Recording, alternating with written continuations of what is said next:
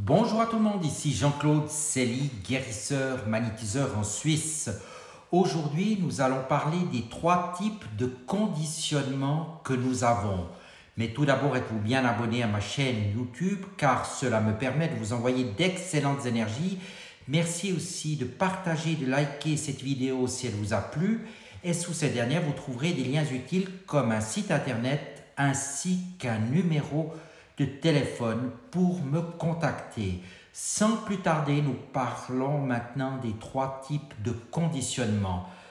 Quand nous savons vivre sans, pourquoi nous nous donnons autant de mal pour avoir? Cela s'appelle le conditionnement, selon Patrick Louis Richard. Vous l'aurez compris, nous avons tous été conditionnés d'une manière ou d'une autre à penser et à agir depuis notre plus tendre enfance.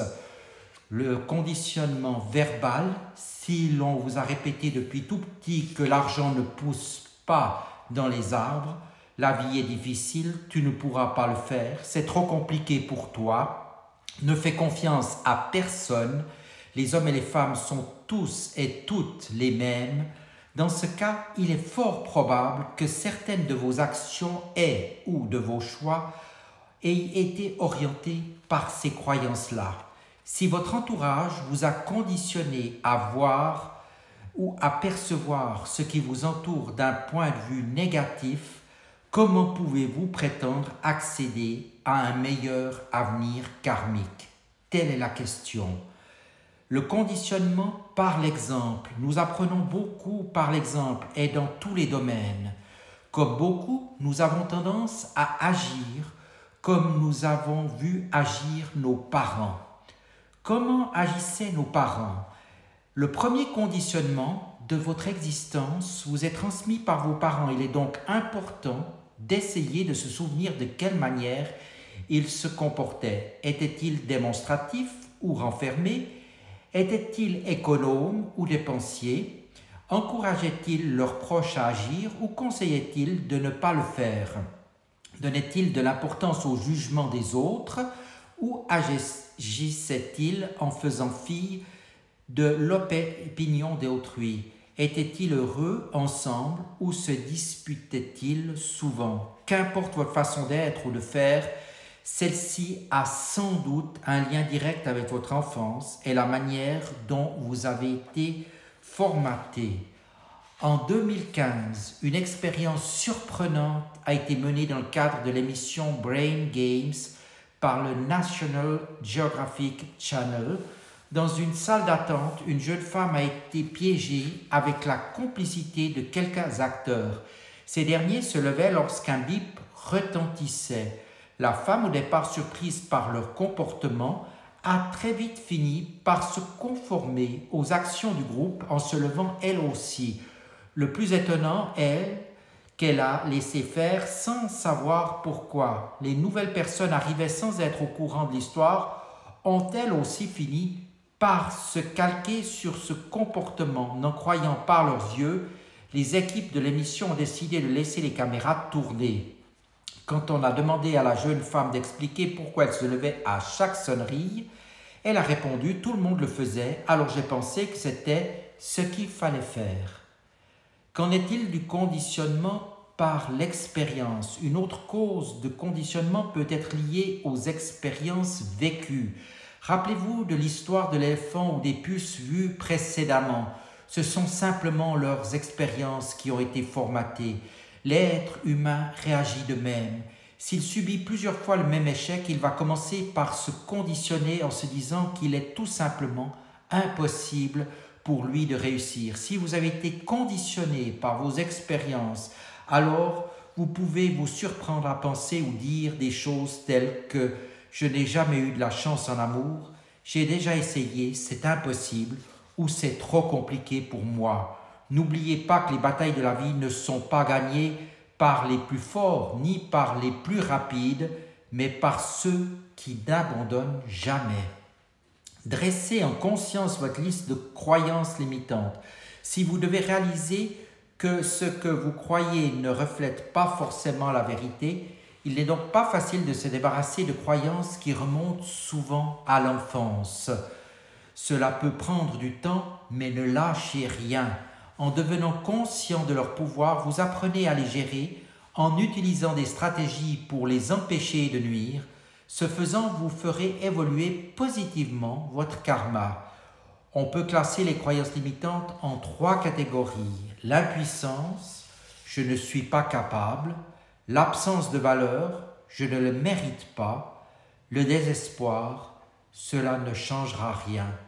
Si les phrases type énoncé que je viens de vous dire vous sont familières, c'est qu'il est temps d'entamer un travail.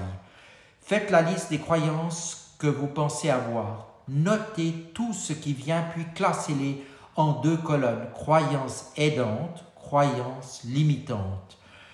Pour chacune des croyances limitantes que vous aurez notées, au moins pour celles qui vous gâchent le plus l'existence, posez-vous les questions suivantes. Où a-t-elle pris sa source? Quel est son facteur déclencheur? Est-ce une personne, une action ou un lieu qui active ce blocage mental? En quoi cette croyance m'a-t-elle été déjà freinée auparavant? Comment serait ma vie sans cette croyance? Qu'est-ce que cela va me coûter si je continue à l'entretenir? Quelles raisons vous font penser que vous n'y arrivez pas? Existe-t-il dans le monde des personnes dans la même situation que moi qui ont réussi là où je bloque? Cette auto-analyse va vous permettre de mieux délimiter quelle est la source de vos frustrations, celle qui empêche votre évolution personnelle et spirituelle. Vous pouvez également choisir un domaine de votre vie que vous souhaitez changer et faire la liste de vos croyances limitantes sur le sujet. Le plus important est de réaliser que vous êtes face à 2 choix. Vous positionner en victime ou prendre votre destin en main. Tout commence par une prise de conscience, puis une décision à prendre, peut-être la plus importante de votre vie. Lorsque vous aurez choisi de ne plus être victime, prenez un engagement vis-à-vis de vous-même, car personne ne peut le faire à votre place.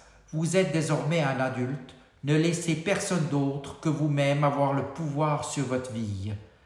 Qu'en est-il maintenant de l'autosuggestion ou de la pratique de la pensée positive? Commencez par analyser toutes les idées qui vous parasitent et polluent votre esprit, toujours en conscience.